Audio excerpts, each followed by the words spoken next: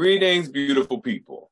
I am Odu Adamu, and here we are again with Soul Talking. Today, we are here with Grammy-winning, platinum-selling, Mr. Howard Hewett.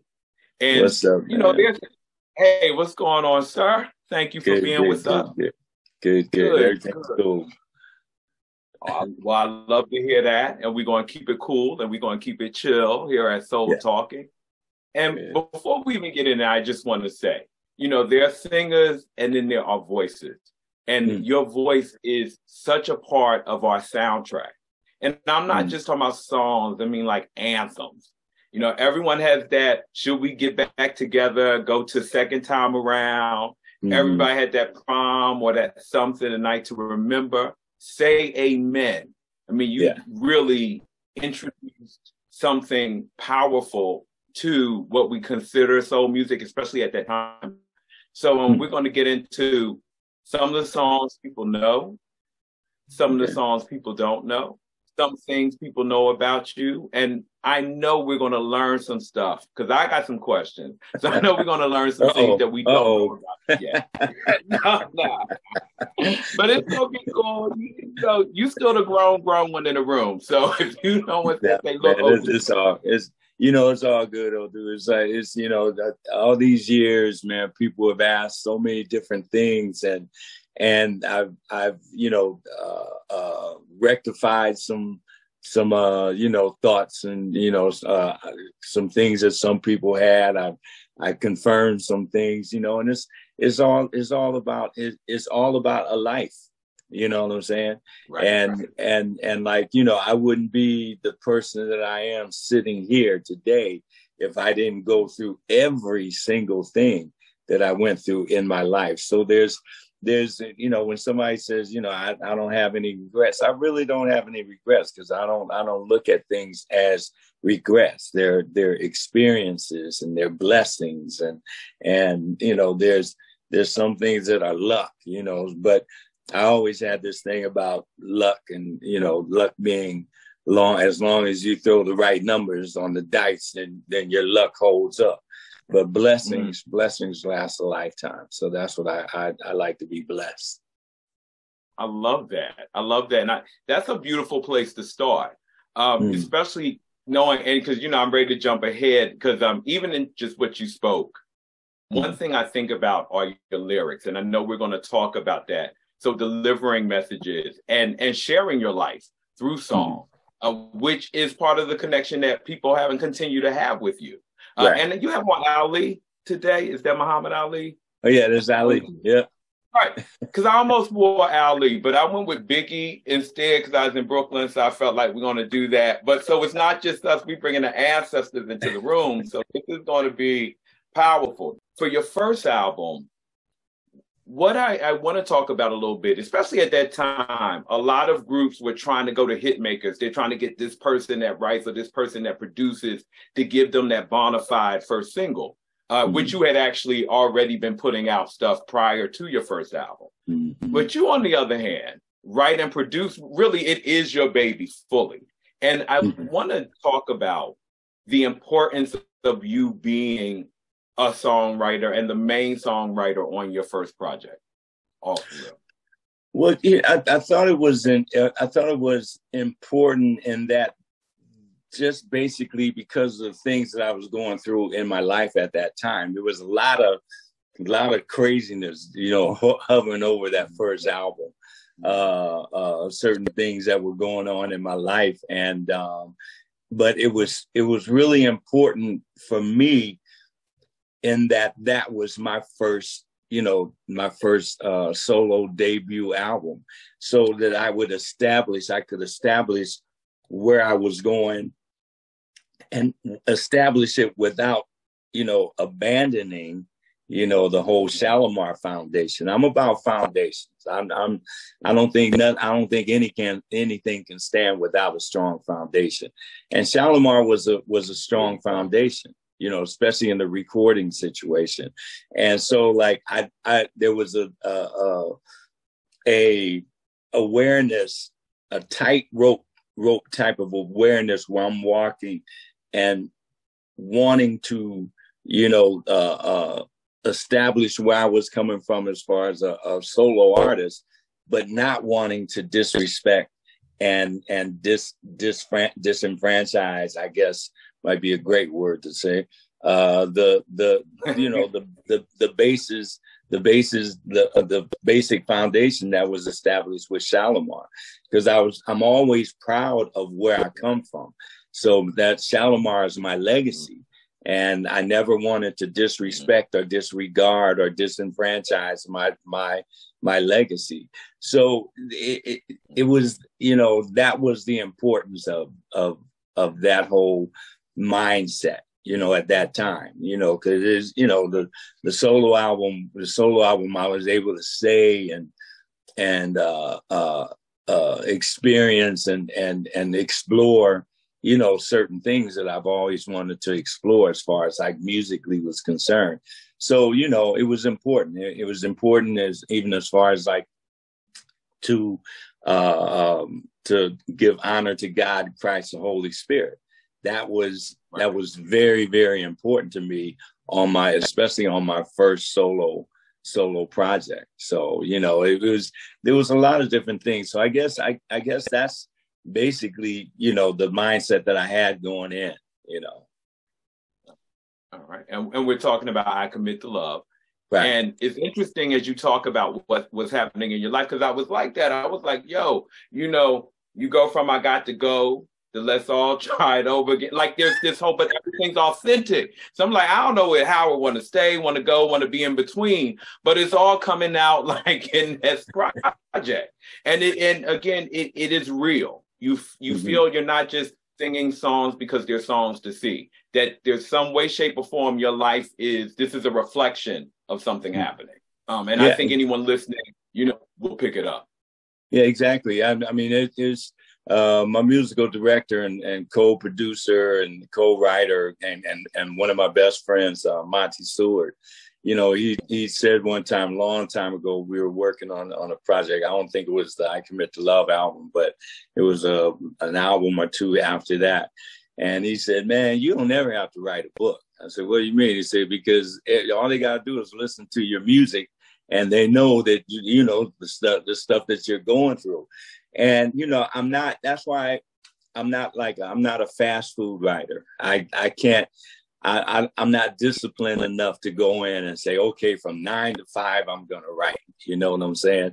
It's basically, I write when I have something to say, something to write about. You know what I'm saying? There's sometimes in my life where I ain't got nothing to say. All I want to do is just, you know, do my shows and do, you know, different things. And if something comes up, somebody sends me a piece of music that moves me to write and develop a melody and write some lyrics, I'll do that, you know, but I've never been I've always wished I could be, you know, because I look at friends of mine, you know, like Jimmy and Terry and Fate, LA and Face and stuff.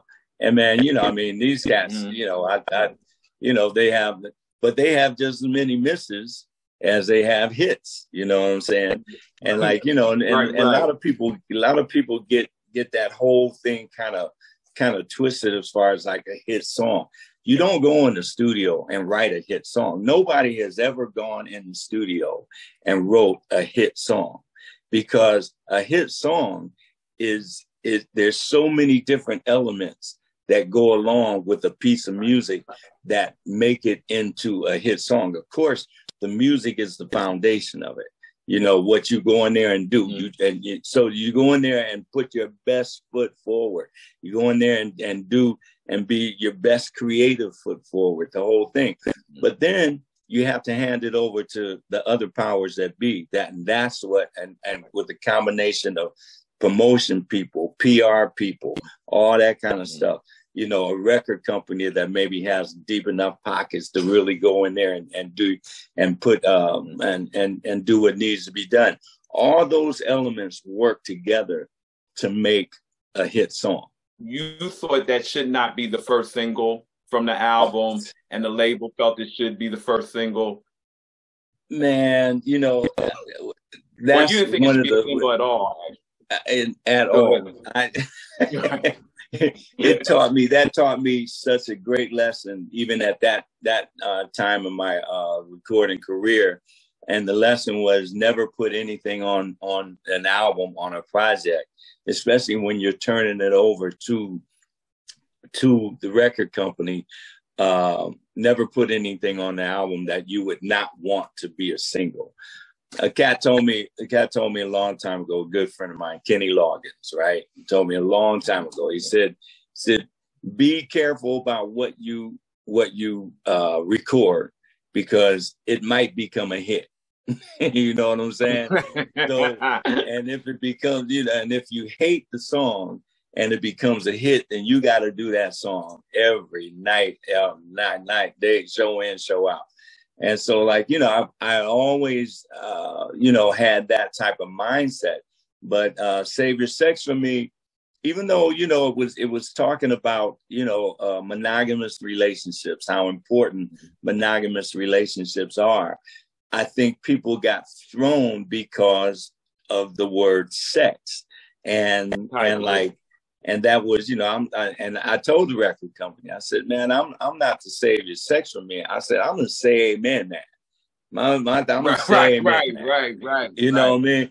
And I told them, I said, man, I said, because the tune off of that album, off the Allegiance album, that was supposed to be the first single, was the tune called Say You Will, which had Shinehead, a Jamaican rapper that was on the label at the time, and had that reggae type of feel. It was very cool, and I believe that I definitely knew that it would be a better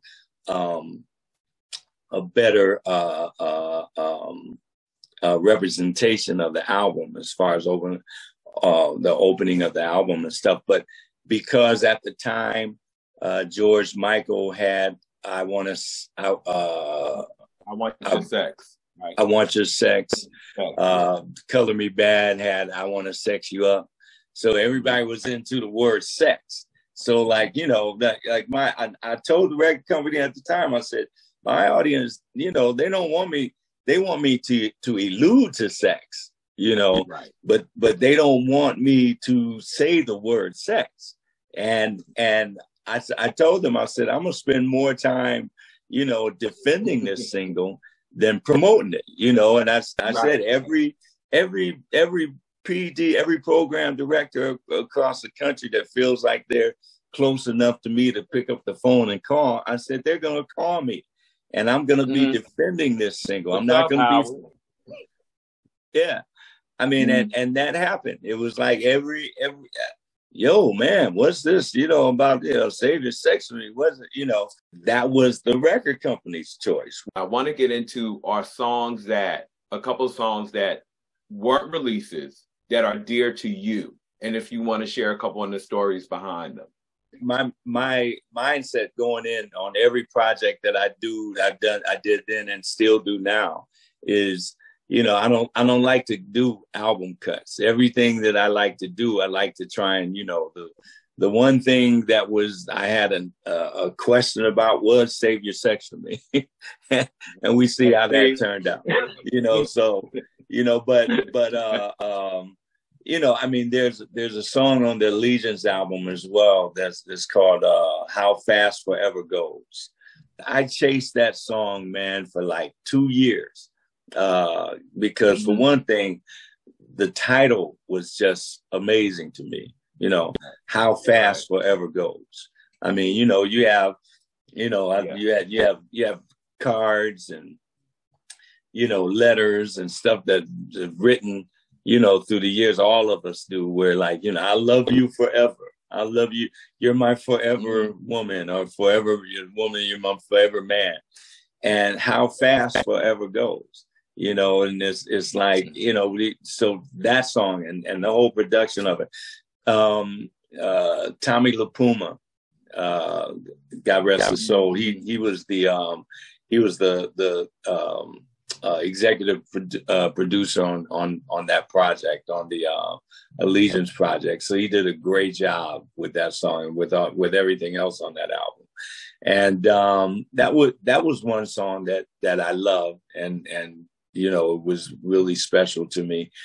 A whole bunch of them, man. There was I Got to Go, you know, as far as on the that was one. Yeah. You know, that was basically written for my ex-wife. You know, I love you. We've gone through our stuff, but hey, I got to go. You know what I'm saying? Yeah. And the whole thing with that, I remember writing the lyrics and the melody. George Duke had written the track to it, you know, and I wrote the lyrics and the melody, and then I went into the studio and said, man, we got to finish this song, you know, and I had the lyrics and everything finished, but I was kind of avoiding it, you know, because it was kind of sensitive to me, you know, but yeah, right. I said, okay, cool. And one of the beautiful things about recording with George back in the day was the whole bottom half of his house up in the in the hills, a little bit up in the hills, the Hollywood Hills. But the whole bottom half of his house was his studio, professional studio, different levels, but he also had a wine cellar that he built in there. And man, because he was part of this group across around the world called WOW, Winos of the World was the name of the organization. So like we went in and he said, man, we got to do this song. We got to do the lyric, the vocal on this song. And so he broke out like a good red bottle of red wine. And man, we got wasted. And it was like that whole recording that song. Man, we were toasted when we recorded that song. So it was fun. I think, you know, like When Will It Be, you know, the duet with Anita Baker, you know, which kind of involved George as well, because Barry Eastman produced that song, you know, and it was a song we decided we were going to do a duet, Anita and I, because she was on Elektra as well. And we decided we were going to do a duet, but we said it's going to depend on the song. You know, we find the right song, then that's all good. So we found this song called When Will It Be, talking about, you know, different things as far as the world is concerned. And so we had blocked out 2 days one day to do the vocal. She was in town. Barry's from New York, so he was in town. And so like he was going to be there that day that we were going to do the vocal. The next day was blocked out for him to make some changes, and he would be in like a half a day, and then he had to shoot back to New York. So we had to get this vocal done that particular day. And so like, man, I'm in the studio, then Anita comes in and she's like, I don't know, Howard. I just got off the phone with Kraz now, and I'm not feeling it. And I'm sitting there like, you know, well, I didn't say this, so I said, we got to get this vocal done. And so I decided, I said, I knew that she dug George, right? Mm-hmm. And she really liked George's wife, Corinne, who worked with George in the studio. She ran the whole studio. And so I called, you know, and said, what are you guys doing? Oh, we're just going through some stuff, you know, blah, blah, blah. And I said, look, I'm going to bring Anita over. I said, break out one of your best bottles of red wine. Back to the wine. red wine, brother. So we went in and we went over to George's and sat there. She was like having a good time, drinking wine, having a good time. Then after about couple hours, she said, let's go back to studio. Let's cut this vocal, right? So that's when we went back to the studio, cut the vocal. It was straight. It was real cool. Beautiful. No, what it takes is what it takes. I know. What it takes is what it takes, boy. It's like, any way you can get it. I was going to ask you about George Duke and just the process of creating with George Duke. Because there's one thing that comes through, and again, when people pick up the box set and really read, this is why you read the liner notes so you can get all these types of stories, is most of the people you work with, you had long time musical relationships with. Yeah. And I think it speaks to then you as a performer, you as a professional, something you brought up earlier, just having grace kind of with musicians, with other people you work with. But I do specifically, now I'm gonna get back to the song I want to ask you about, but since we're talking about George Duke, just share what it was like to create with him. Oh man, it is Big Daddy. Everybody called him Big Daddy, and George, he was the type of producer, man, that was so chill, so laid back. And he let you be yourself as an artist, He let you, be on the creative side as far as your melodies and your strong points as an artist.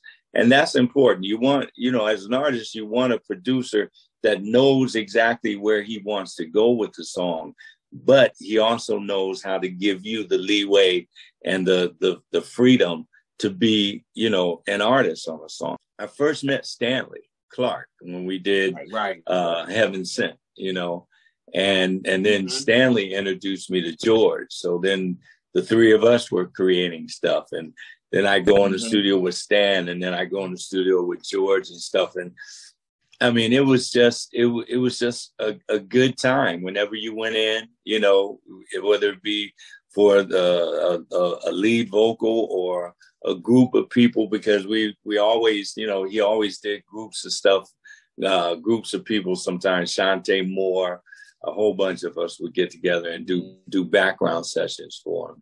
And it was just amazing. It was a great time. It was a great creative time. I try to reflect that as much as I can, in some of my shows. I'll do a couple of things that he and I did together, and people really dig it. Let me fanboy for a minute with this song as I talk about this song. Okay. I don't even want to tell you the title first. So to me, it's a definitive Howard Hewett moment, because it's a song where you get all the sides of Howard Hewett.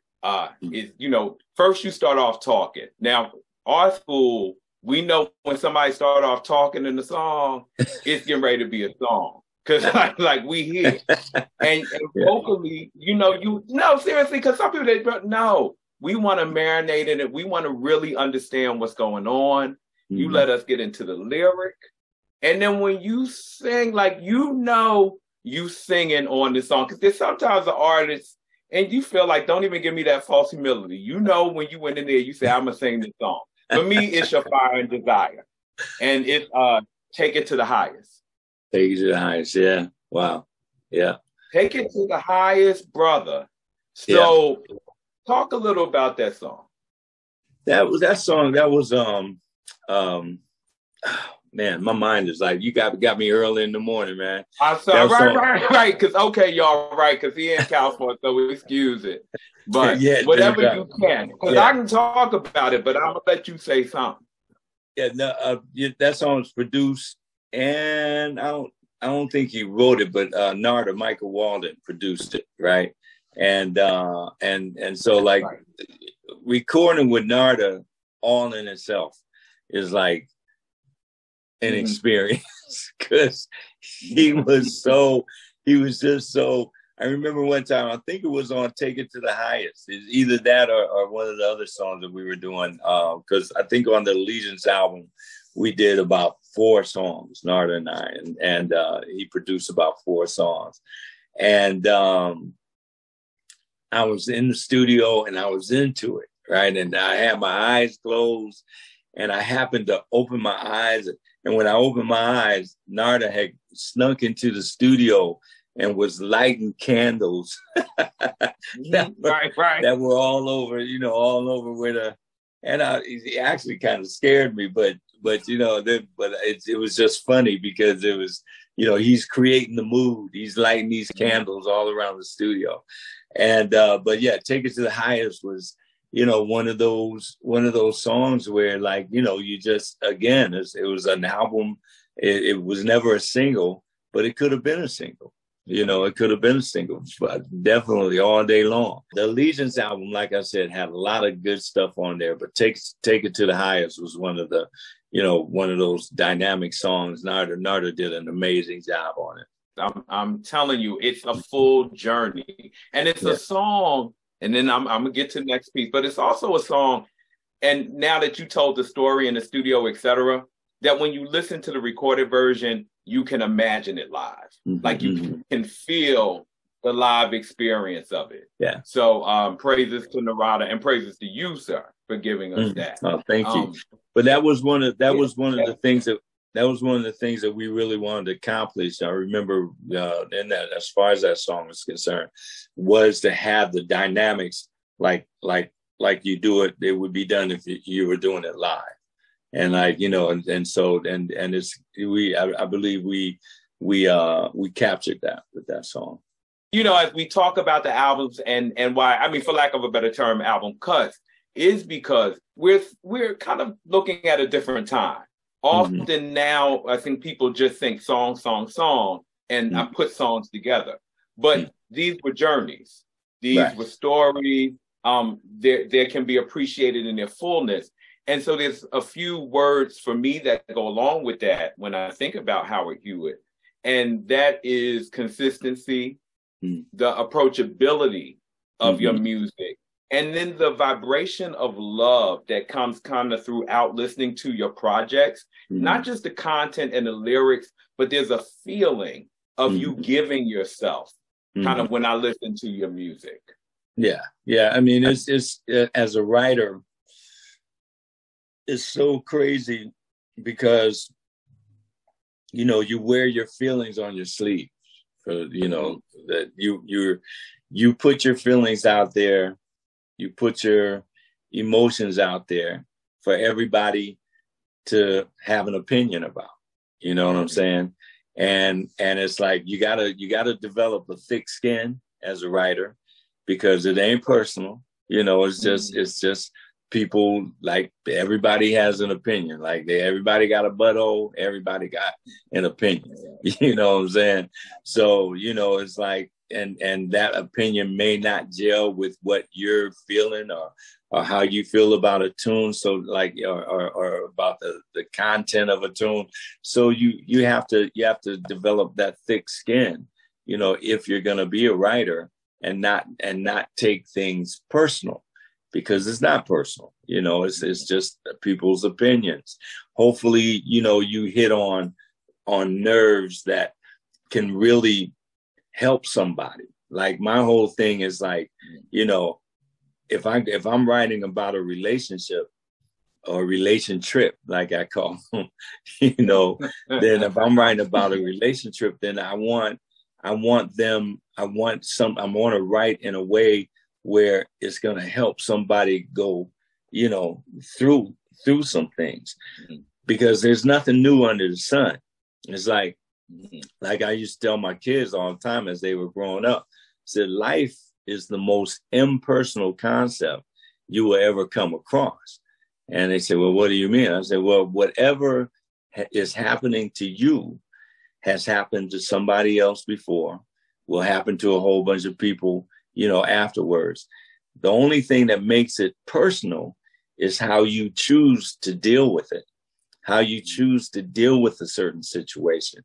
And there's a negative and a positive side to every single thing that you come up against. And, it's up to you to choose whether you want to choose the negative side of a circumstance or a situation, or the positive side of a circumstance or situation. So therefore, with that type of mindset, when I write, then it's like, okay, how can I write? It's personal, but I want it to be, something broad enough that it will help, somebody go through a relationship situation. It'll help you establish a closer walk with God, help you establish, a closer relationship with your